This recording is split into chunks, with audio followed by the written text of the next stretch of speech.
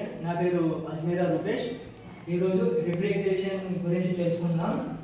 ఈ పేజ్ అనేది thermostat and ఎంత ఓఎల్పీకి అనేది కనెక్షన్ ఇవ్వడం జరుగుతుంది.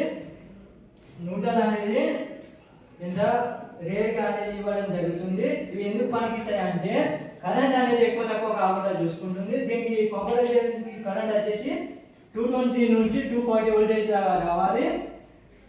ఇది అయితేనే బరాబర్ అనేది నడవడం జరుగుతుంది. దీని పేరు వచ్చేసి కంప్రెషన్స్, దీని పేరు కండెన్సర్. ఇక్కడ dry filter and capillary tube అనేది ఉంటుంది. ఇది ఎన్విరాన్మెంట్. ఇవన్నీ ఎట్లా వర్క్ చేస్తాయి ఇప్పుడు తెలుసుకుందాం. ఈ కంప్రెషన్ అనేది దీంట్లో గ్యాస్ 134 అనేది గ్యాస్ ఉంటుంది.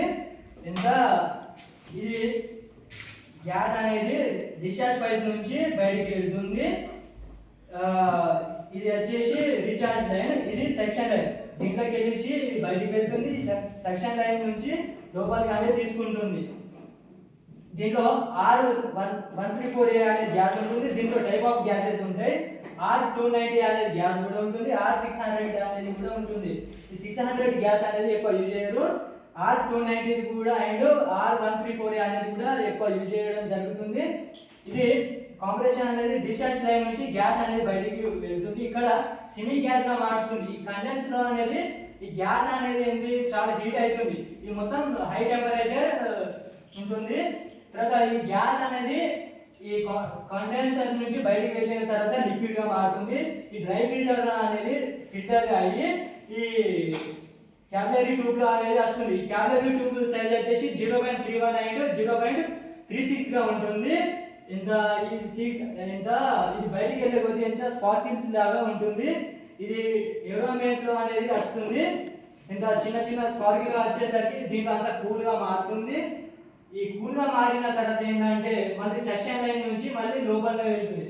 ఈ దీని సైజ్ వచ్చేసి +1/4 అనేది ఉంటుంది. ఎందుకంటే ఇది చాలా అంటే ఈ డిశ్చార్జ్ లైన్ నుంచి ఇది కొంచెం పెద్దగా ఉంటుంది. ఇది డిశ్చార్జ్ లైన్ వచ్చేసి -1/4 అనేది ఉంటుంది.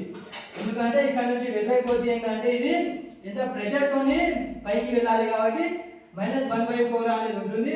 మళ్ళీ ఎందుకంటే ఇక్కడ కూల్గా మారి మళ్ళీ వస్తుంది మళ్ళీ సెక్షన్ లైన్ వచ్చినసరికి ఈ +1/4 అనేది ఉంటుంది. ఎందుకంటే ఇది కొంచెం పెద్దగా ఉంటుంది, ఇది కొంచెం చిన్నగా ఉంటుంది.